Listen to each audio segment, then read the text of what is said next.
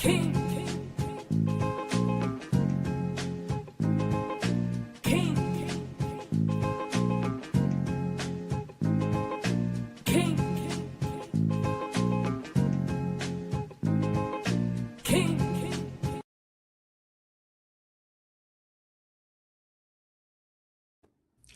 Great Tuesday and welcome to the King of Nations podcast. I'm your host, King, and today I'm joined by someone who I had the privilege of knowing, connected on LinkedIn, but I believe we had resonance and we began to dialogue with one another based off that. And that's what's really the space I'm in right now and the journey that I'm on, and she is as well. So we're kindred spirits in that respect.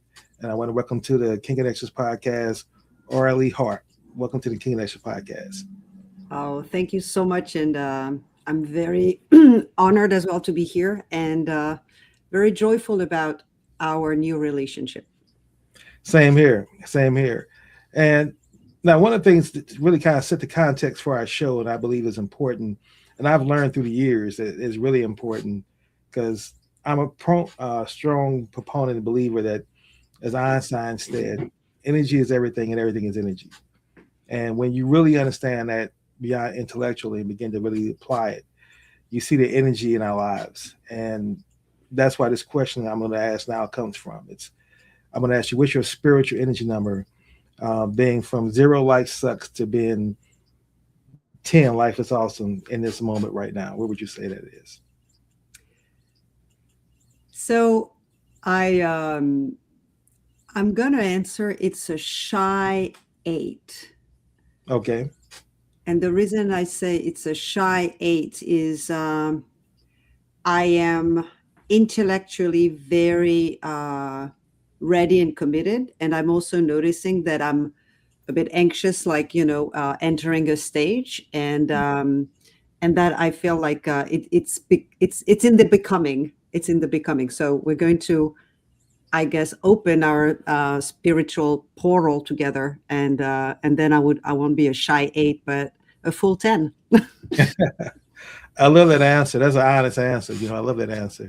That's probably one of the most honest answers I've ever gotten when I asked it. And one of the reasons I asked that question is this, because like you, I've spoken at a lot of different events. I have a lot of different guests. I've been in a lot of meetings. And when I asked that question, what I've noticed is that if people come in and they answer 4 or 3, and it's not so much their fault. It's just that people bring energy to that meeting, right? Everything that happened to them prior to that meeting, whether it was traffic, whether it was arguing with a spouse, whether it was taking a kid to the drop off at daycare, whatever that is, you bring in energy. Now you got to settle down and get framed for this meeting, right? So sometimes it's best not to have the meeting, to reschedule the meeting with the person that's at a 4, because they're not going to be present. They're not going to be engaged, and they may be adversarial, right? So it's not personal, as they teach you, as we say, Don Miguel Ruiz teaches us with the 4 agreements. Don't take anything personal. So it's not personal. It's just that in that moment, that energy is at a 4, right? And that's what you're getting. And so that's why I asked that question, because if your energy is at a 4 because of whatever, and you're keeping your commitment, which I respect, but we can always reschedule to where your energy is at your highest, because if it's at its highest, we can be as creative as possible. And whatever the universe has that can come from this conversation will come, because we're both in a feeling of abundance and gratitude, right? So that's why I asked the question. I also wanted to respond to this question. I also feel that it's a thought-provoking question, because when you hear the word spiritual or energy, I'm wondering, like, and you did explain for you what it means and so on. And I'm wondering also, I know for me that the hearing it, you're like, whoa, what are we talking about? Are we talking about religion? Are we talking about quantum physics? Are we talking about relationships, being human? What does that mean?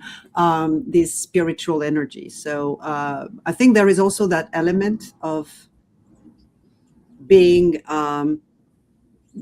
curious or being shocked by it, or whatever that is. There is a response to that question. Absolutely, it is, and it was not intended to be a shock like that. But now that you said it, I see it. it's because it answers a lot of things in a lot of ways, right? And so, but thank you. Like I said, I would definitely be grateful for the dialogue we're having on it because it's the most I've had about it. But it's definitely a very important question to me. And because for me, my goal was always to be at a 10. I'm not saying some judgment to anybody. That's my personal intent. And the engineer in me, the logical person, says I don't see a reason not to be a 10. Now, things happen in my day that's going to challenge that. And then it's for me to say I refuse to have a bad day. So I'm going to do something throughout that day to get it back up to a 10, right? Because it's energy level, it fluctuates, right? And so that's why I say in this moment, so thank you for having this dialogue because it gives me a better chance to explain it. And as I'm going older and more in that space, I'm learning how better to articulate. Like I used to didn't articulate the way I'm explaining to you right now. I didn't do that in the past, but now I'm doing it. And that's coming from, I remember, and that's what I want that conversation to be like. I remember when Gandhi had just finished making a speech to the, at that time, the English Parliament. And when he had finished speaking for like 2 hours, one of the British leaders asked Gandhi's assistant, he said, how can he speak for 2 hours without memorizing anything? He didn't look at his notes, he just spoke. He said, because he doesn't have to memorize it because he lives it. When you live something, it's authentic, you know it. You don't have to prepare a speech. You don't have to prepare a speech to memorize things that's not you and you're out of character, right? Like you don't have to memorize a speech when you talk to your children. That's love, right? So that's the goal, to get to that space where when you live it, the conversation flows and you've been authentic. And that's why I believe you are. And that's why I want to have you on a show as well. That's what's important. The show for me is to connect with not people who we have things in common with, it's people who we have things in alignment with. And people who are on journeys like myself of unity and giving and love. I want to talk to those people. I want to see what is there anything we have that now that we have that alignment, what do we have in common? Now we can flip that and say what synergies exist between us.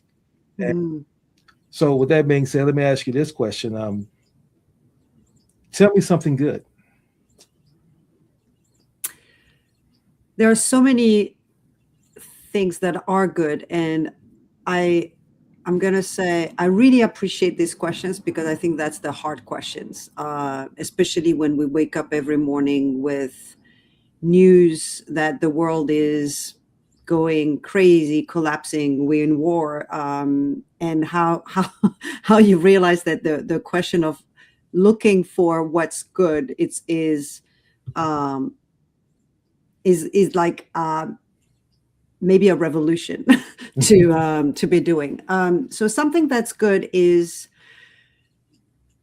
well, last night I had a group, and I started the group with some strangers, like some people in this group. We were like 6 of us. Like 2 of them I knew-ish, and 3 are very new people. And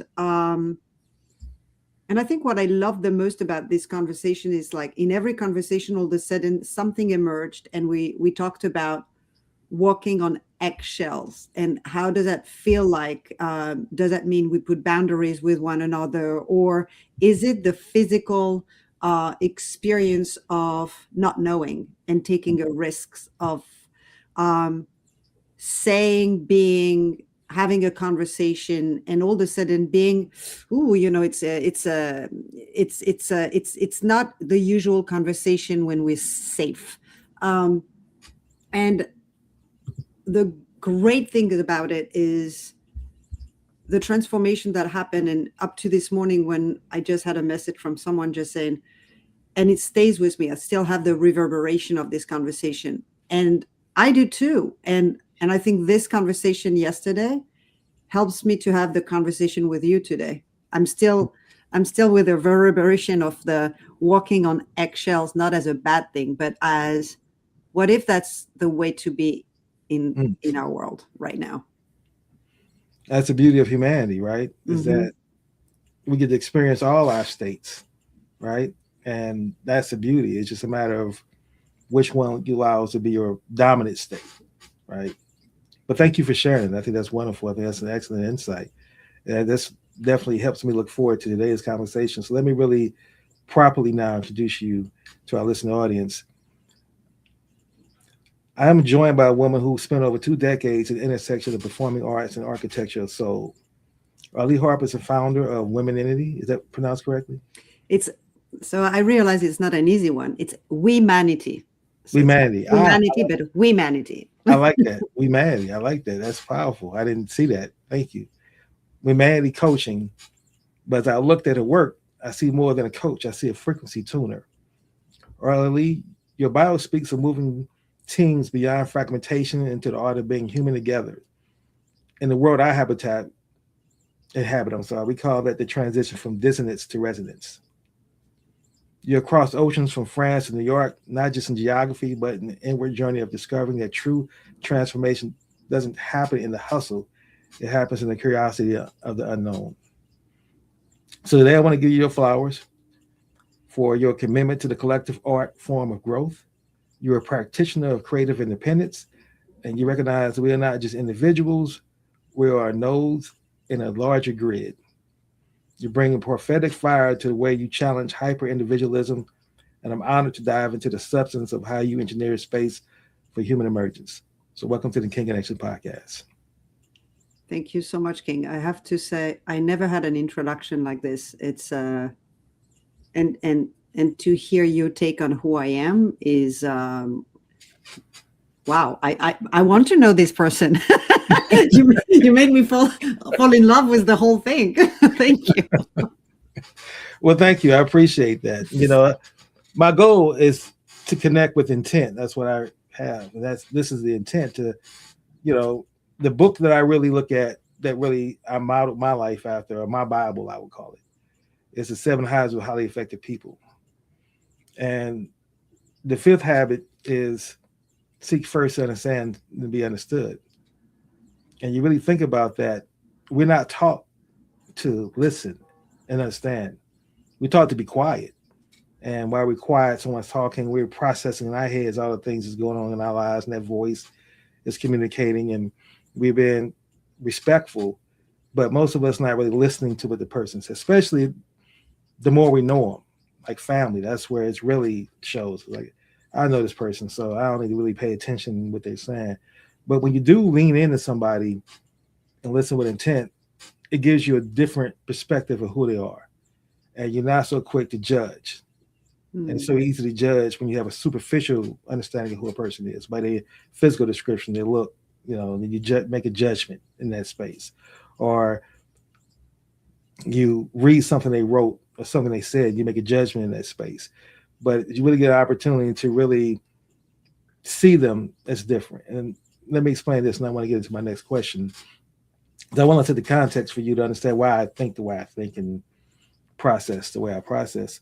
So I'm an architect of what I consider human emergence. And I'm really in the space of understanding now, at this stage of my life, what is human emergence? How do you ascend to a higher consciousness, right? I spent my last 30 years studying and looking at truth, from reading all the things about spirituality and religion and art of manifestation. You know, I studied from Tony Robbins to Wayne Dyer to Deepak Chopra to Mike Gerber. I have an engineering, not degree, but background building systems. And I've gone through the entire Black consciousness movement. So I'm clear on who I am in that space. I don't come from a victim mentality.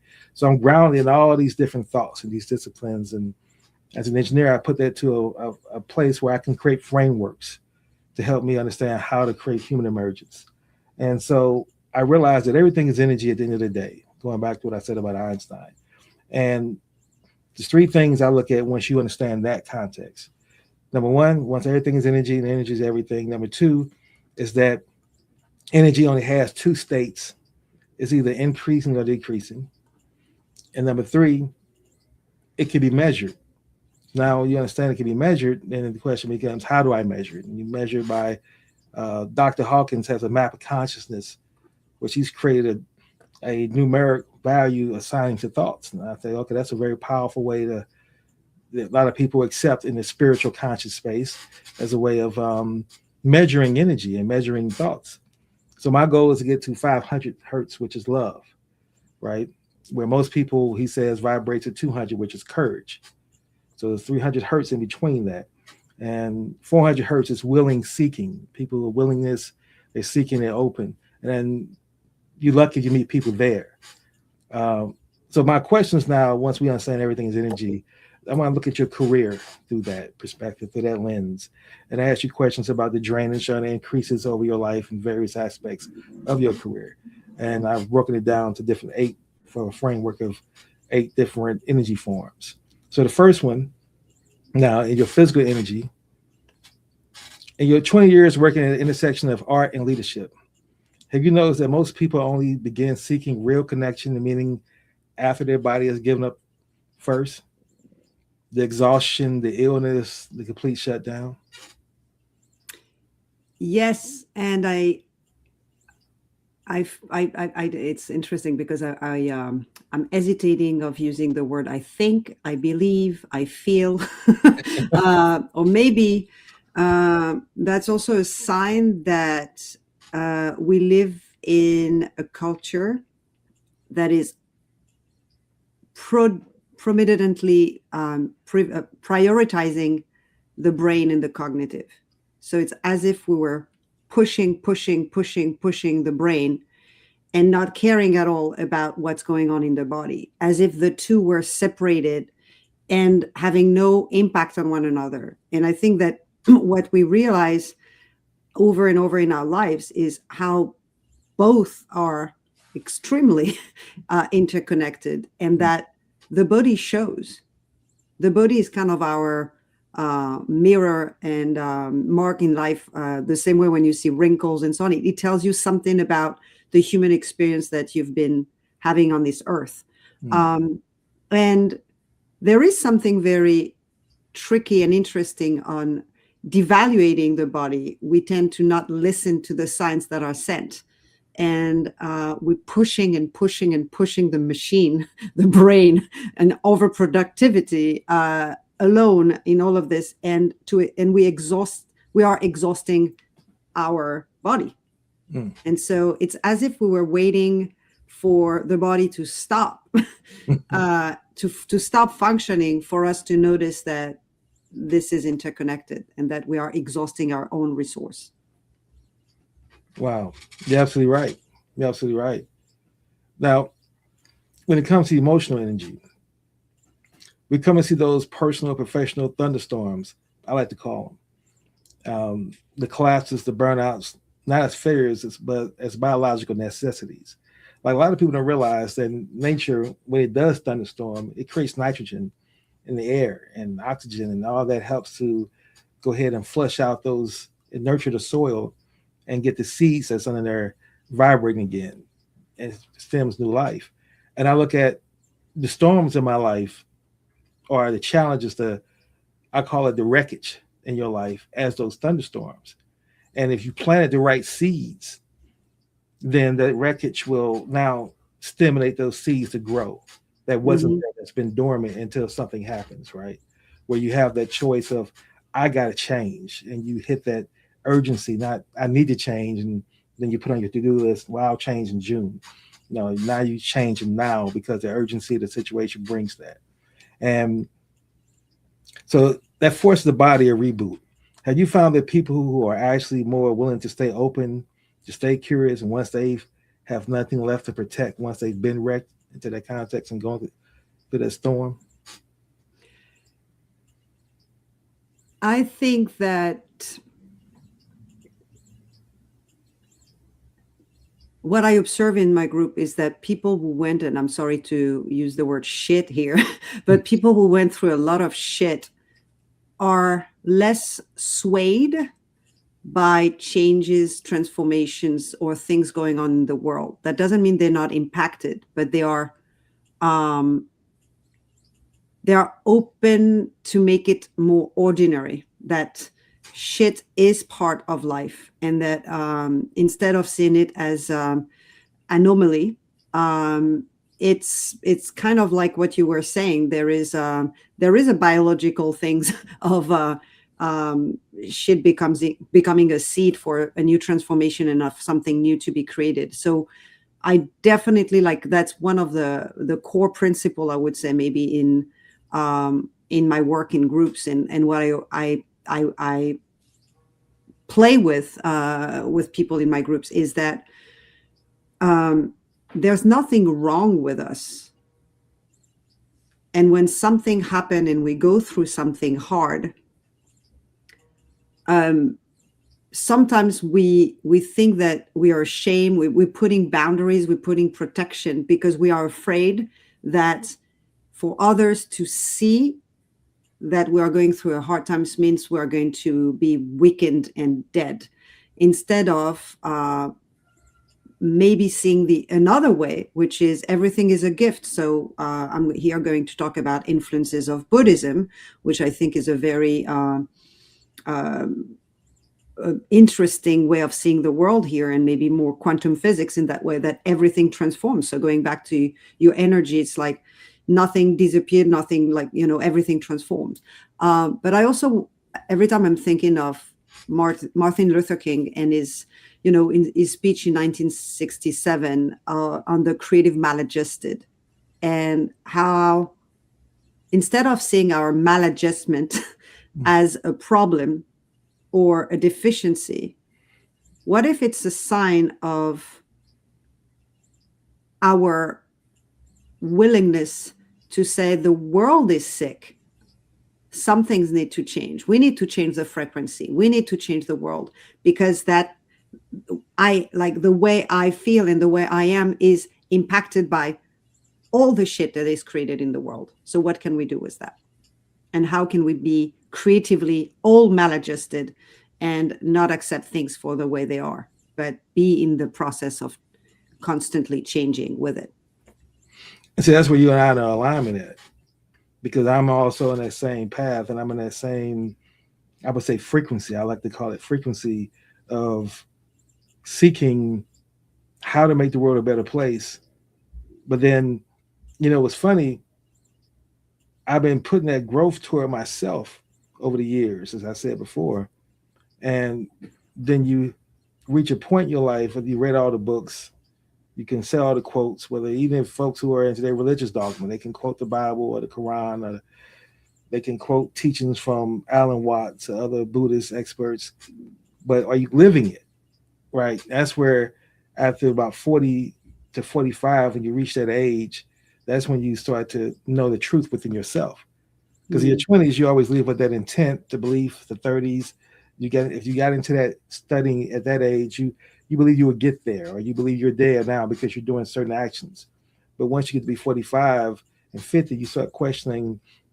Once you've already achieved all the things they told you should get, you're married, you have kids, you've had the career, you've gotten the financial success, and then you still feel there's something more out there, that my soul is deeper than what I've attracted, and there's got to be something deeper for me out there, right?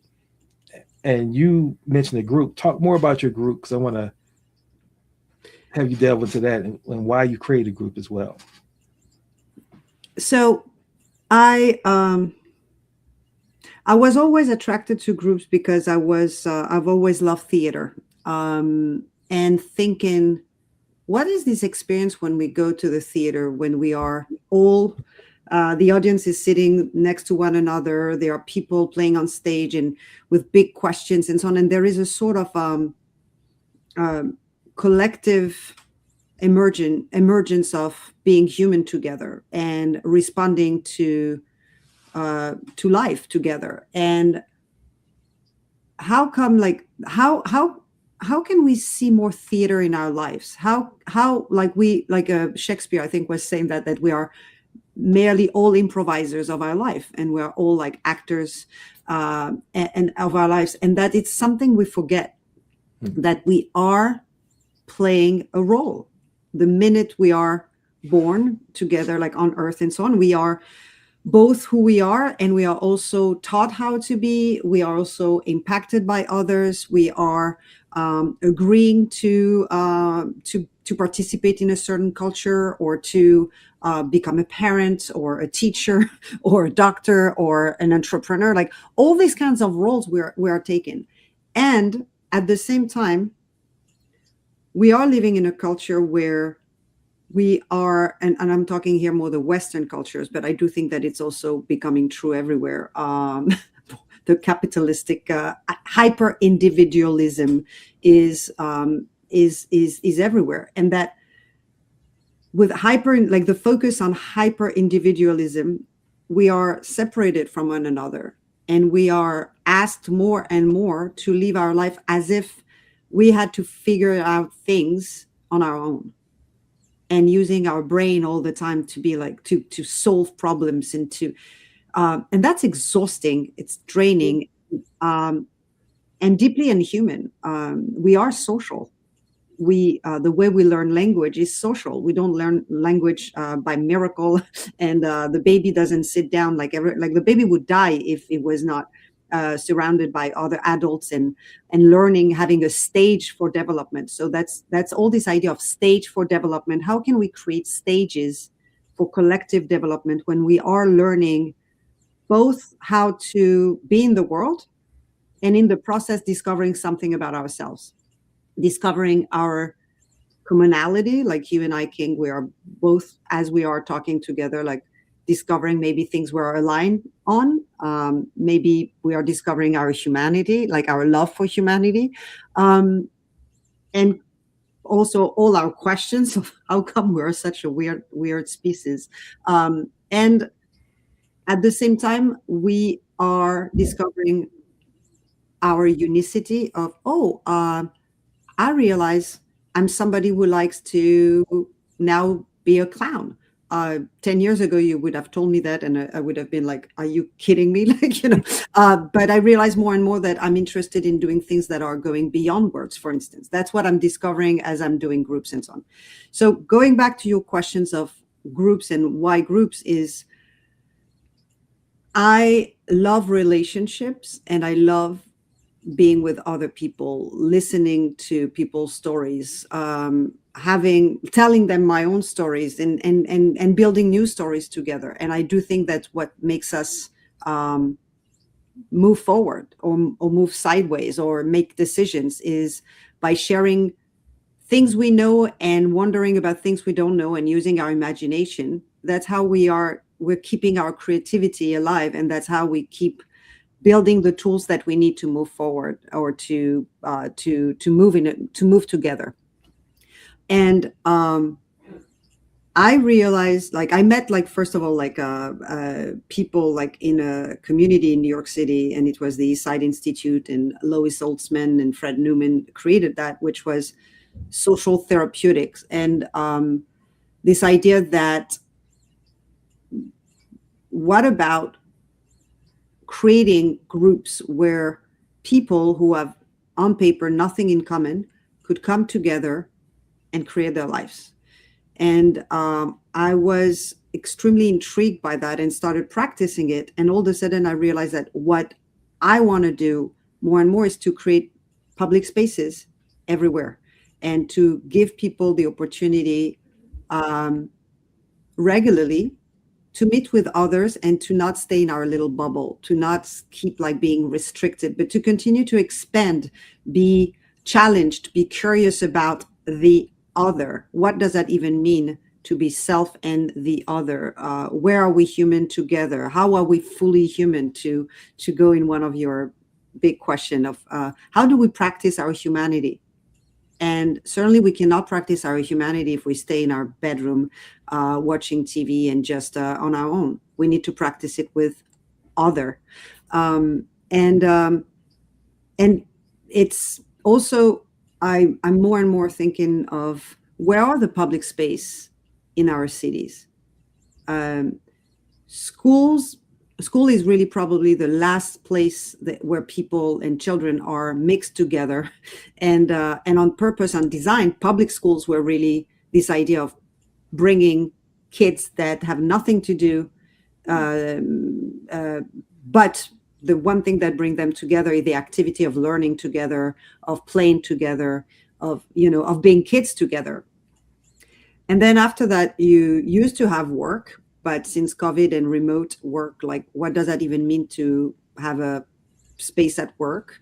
I'm not even sure there are so much diversity in work, in the workspace. You have people going in tech, and you have doctors, and you have, but all of a sudden we're all asked to be hyper specialized. And then where are the public spaces? Maybe I don't know, like senior centers are another public spaces later in life when you go and meet people and so on. But there is all this gap between where are the rich people meeting poor people? What is middle class? What is it to be Black in New York City, and white in New York City, and Jewish in New York City, and like what are all these questions, and how can we have a space when we don't walk on eggshells, and when we ask together, hey, I feel lonely, do you feel lonely too? How come? What can we do to feel less lonely? I'm stuck, I would love to become somebody else, I don't know how to do that. Oh yeah, me too. And just to take any opportunity as an offer to create something new together. And in my experience, creating something new together creates joy. It creates, so as Fred Newman was saying, creating something new is the cure. Martin Luther King was saying the same, like being together and being creatively maladjusted together is the cure. All of a sudden, you feel seen and at the same time, not so special. And there is something about feeling both seen in your unicity and also an ordinary human being, not so special, because we are together. We are side by side, like little crabs moving together.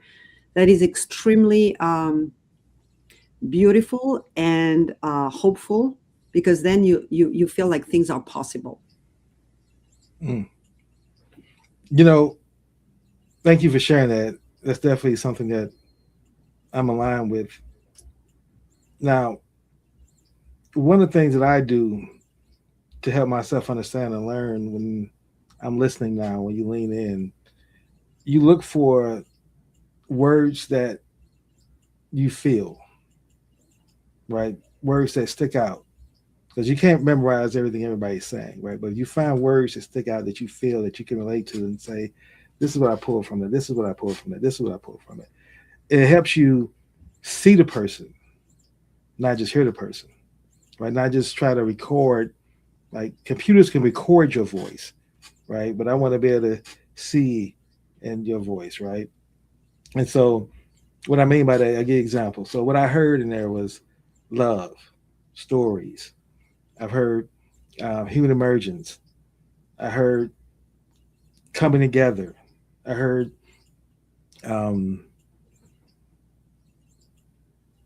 you talked about Martin Luther King. That resonates with me, right? As a matter of fact, you referenced him, and there's this quote that I always quote by him that says, we are a chain. We're linked together indivisibly. I can't be who I ought to be unless you can be who you ought to be. We are a chain, right? So you talk about that and what you said. You pretty much spoke to that exact quote and even referenced him as well. So those are the things that I look at when I say connect with intent, that I see alignment, right? Now, throughout the years of my life of building, because I'm also building networks and connect with people and things, what I've been careful of though, and I've been burned, I just want to ask your opinion, how you deal with it, is that that's why I came up with the aligned conversation and aligned thinking. Because when you build with people who have things in common, and it's like, okay, that's a great reason for us to be together. Either maybe because we're all the same race, or we're all the same religion, or we're the same ethnic group, or we're the same political party. And we come together for that reason. And now that's beginning to look at how we can build. And you mentioned build as a word you use as well. How can we build? But then you realize that people are vibrating, again, going back to the Hawkins scale, some people are vibrating at courage level. Some people are vibrating at greed. And even though they may be politically aligned with you, or in common with you, but their vibration is low. And so I see that as a fragmentation. You write about that as a fragmentation as well. So now with the teams and communities you work with, and when you see that people are falling apart inside, in your experience, when a group fragments, what's the first thing that stops flowing between people? Is it Hmm. trust? Is it honesty? Or is it simply the willingness to be seen?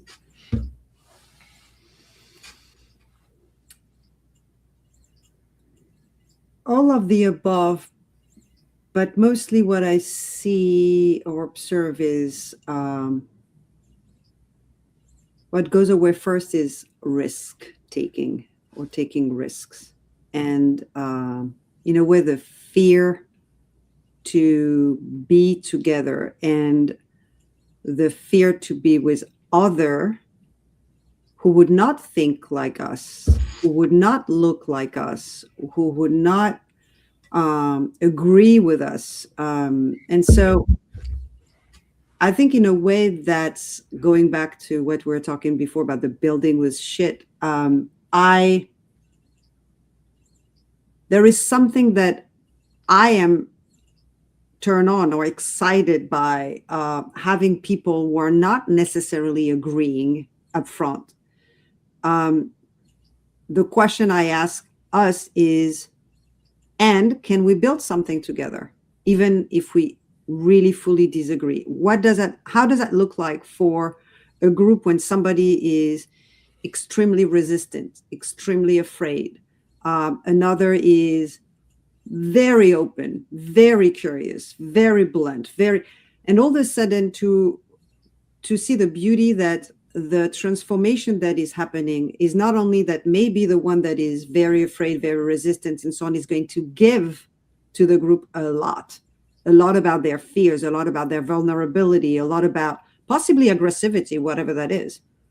And maybe for the one where hyper curious, hyper confident, to be thought provoked and changed and impacted by what the other one gave, by what the group created. So I guess what I'm saying is what I love in groups is the messiness, and that there is something about this messiness of agreeing every day or every week to start over building something new.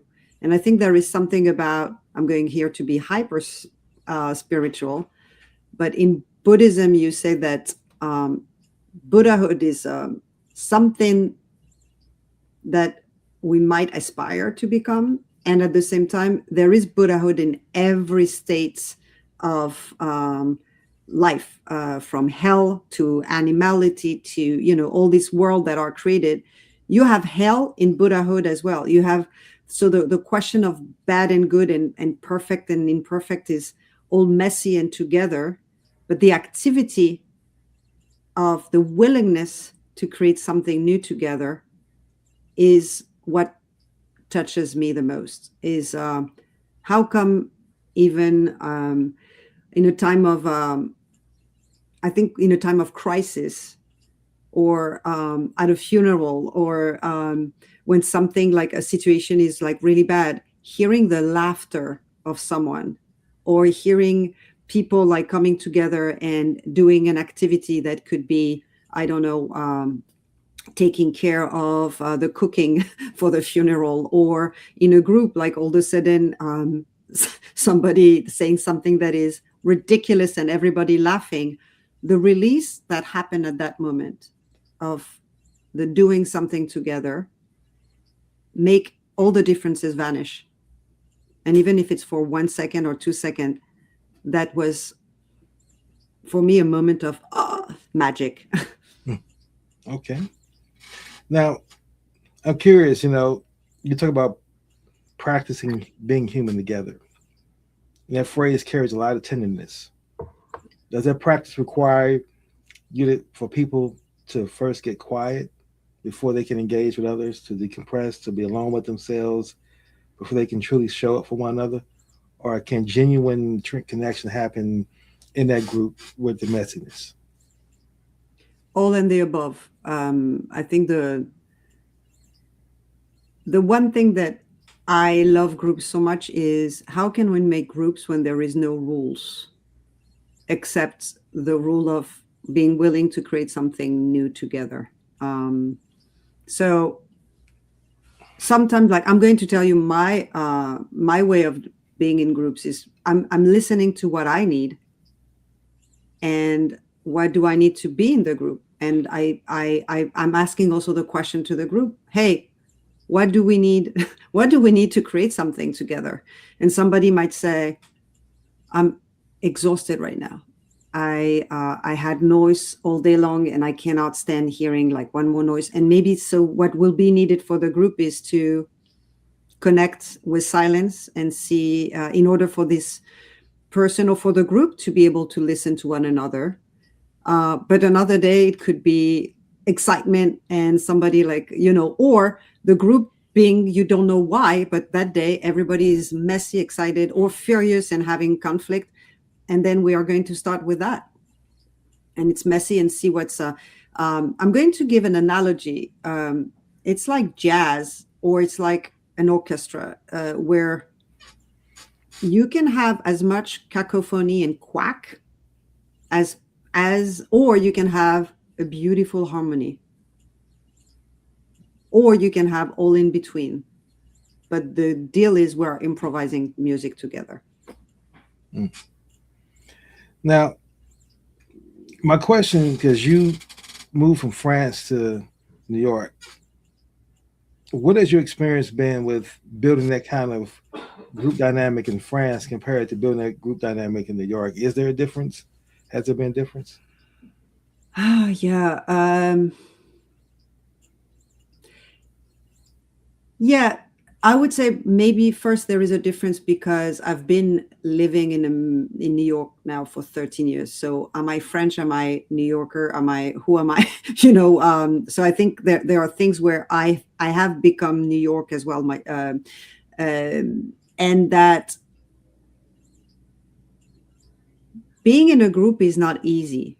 And the idea of joining a group is not obvious.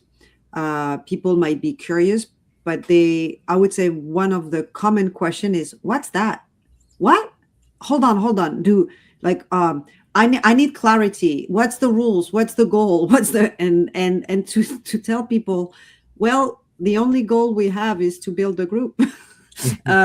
Is a very I'm going to use the word radical here, but it's a very radical offer. So on one side in New York, I feel like people, because I think New York has this essence of everything is possible. So it's weird, but everything is weird in New York. So you find people and you don't feel, you feel awkward, but not so awkward to make that offer on the table.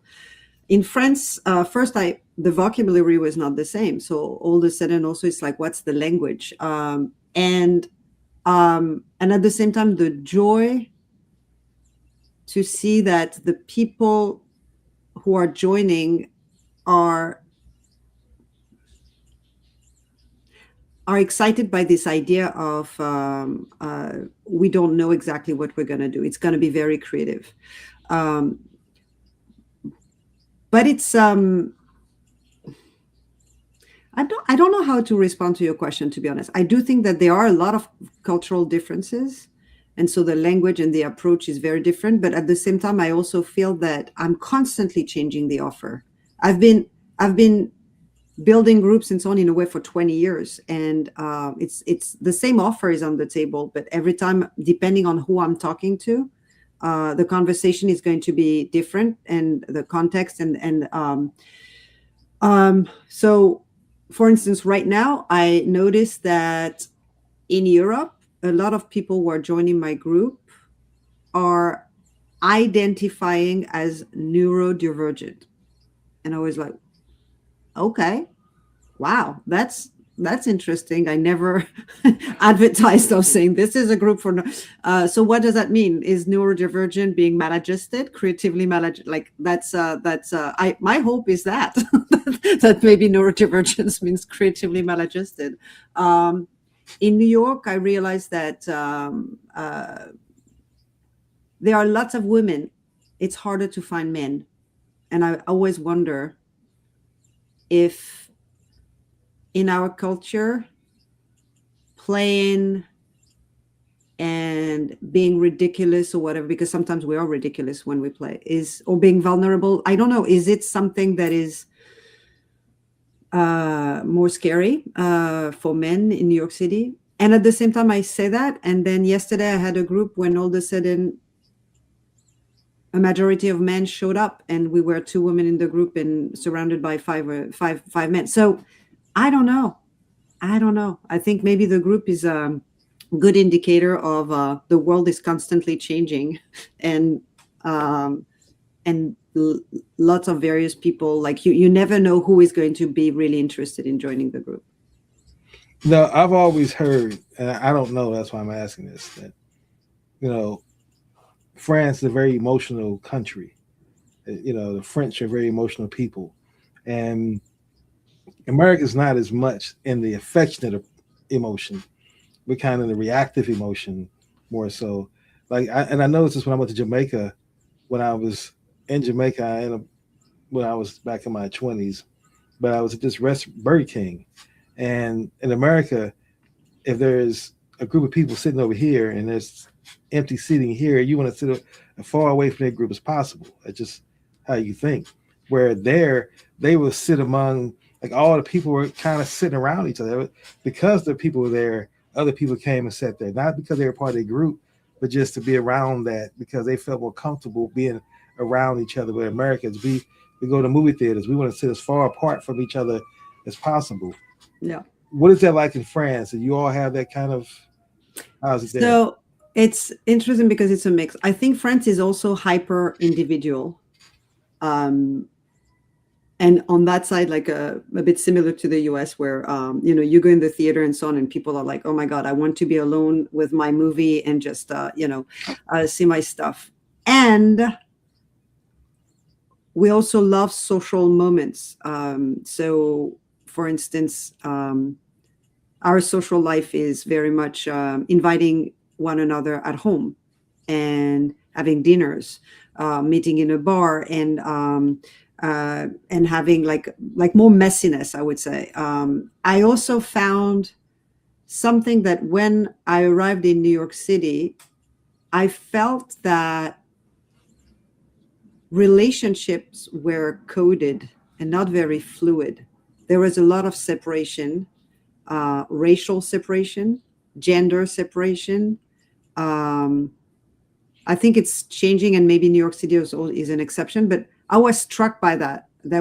I felt it was less messy than in France, and very coded. And I don't know why I'm telling you the word coded, but as if there were unspoken rules of how to be. And I always felt that it's as if there was a manual of how to be a man or a woman, or I'm always surprised by the fear that people have to say the wrong thing, or to be seen as unpolitically correct, or, so they're whereas in France, like being unpolitically correct is part of maybe the DNA. And maybe something else is, I would say, French people love talking about politics, being in conflict, being philosophical, and arguing all the time. We never agree. Like, if you agree, something's not okay. It's weird. And here I feel that there is more politeness in certain community as well. Like I think I'm not. I think there are also like differences between cultural differences in New York City and so on. But yeah. You talk about, you mentioned in your work, and you've mentioned several times throughout our conversation today, creative independence. The state you're pointing toward, actually something that can be measured. My question is, can that be measured, not in KPIs or productivity, but in the room itself, where you're working and building with the people? Can you feel it? Can you describe what it's like when a group gets crossed from performing together to actually creating together? So I would say yes, and I'm working very hard to not measure. Hmm.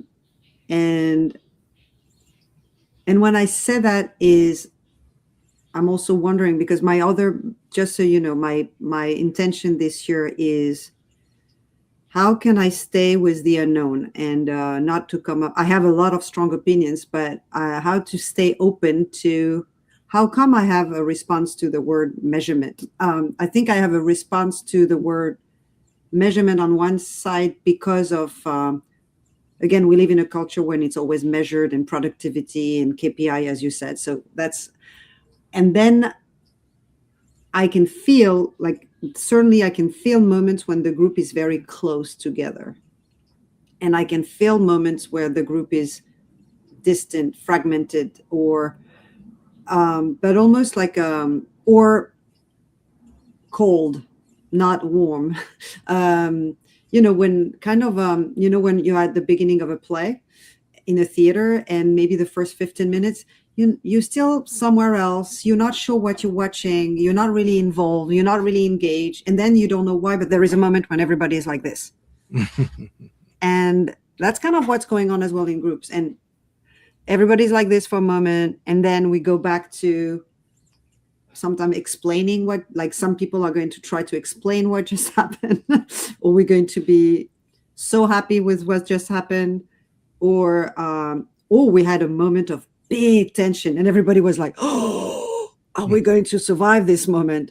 And then we do, and it's a really, so I think the measurement is more like a breathing exercise of there are moments of connection and being close, and then there are moments of expansion and going further away, and without knowing if we're going to come back together again. So yeah. Okay. All right. We're getting to the top of the hour, and I want to ask you just two more questions. This question is, in your work, people often arrive wearing their diagnosis like armor, right? You talked about it before. I'm burnt out. I'm exhausted. I have attention deficit disorder. Now, do you find that giving someone a creative framework, a stage, or an improvised moment actually helps them to get that step out of that story and find their truer self? Yes. And I'm going to try to respond succinctly. One is, whenever somebody comes in a group, I think I work very hard with the group to radically accept who the person is and how they are and how they experience life. And at the same time, be curious and asking them and challenging the assumptions that we all have around everything, including, I don't know, I have ADHD, or I'm burnout, or what does that mean? How does that feel to discover that you have ADHD or that you have a burnout? Is that the only thing is that all? Are you defined by the entirety of that? And then I'm going to say the second response is, the clown, humanitarian clown and activist Patch Adams. I'm following his son Lars on Instagram, and recently Lars put a podcast on Patch Adams' work, and Patch Adams is always saying, like, when he was young, he was diagnosed of depression and almost being suicidal and so on. And then I'm going back to Martin Luther King. He went to this I Have a Dream speech. He was present there, and just realized again that what if it was all about love and feeling connected, and that there is not such a disease of being depressed, but it's loneliness, of feeling disconnected, and not only feeling disconnected, but being alienated. And what else can we do? And Patch Adams' response was, I want to live my life giving gratefulness and love and fart. And I love the fact that he added fart. Yes. Humor. Absolutely. But yeah, that's a wonderful statement that you shared there, because I was thinking about imagining Patch Adams. That was Robin Williams, wasn't it?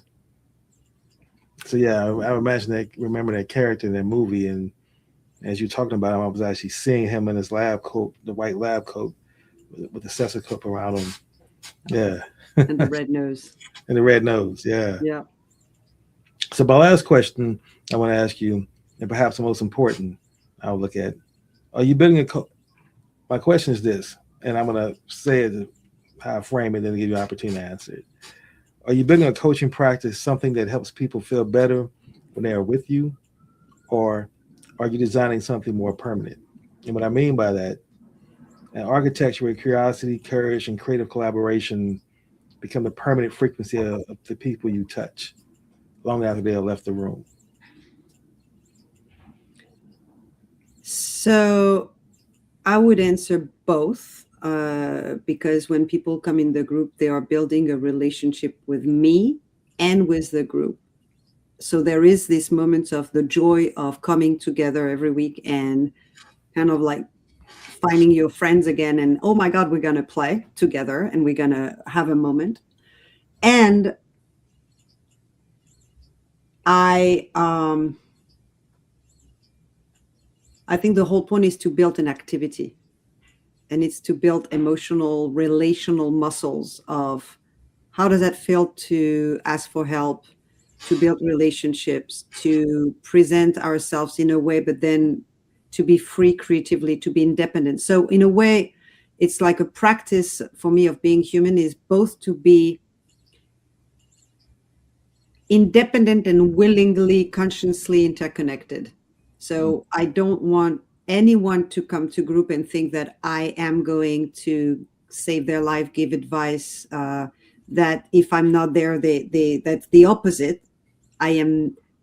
I'm less and less interested by gurus, by the way. I'm interested by thoughts and provocations, and but definitely I cannot stand when somebody tells you how to live your life. And I think that there is a big pull from everyone to go somewhere and ask for the magic recipe of how to live our lives. And that's the trap for me, is there is no magic recipe, and we are capable of creating magic. We all are. So let's tap into that. Absolutely.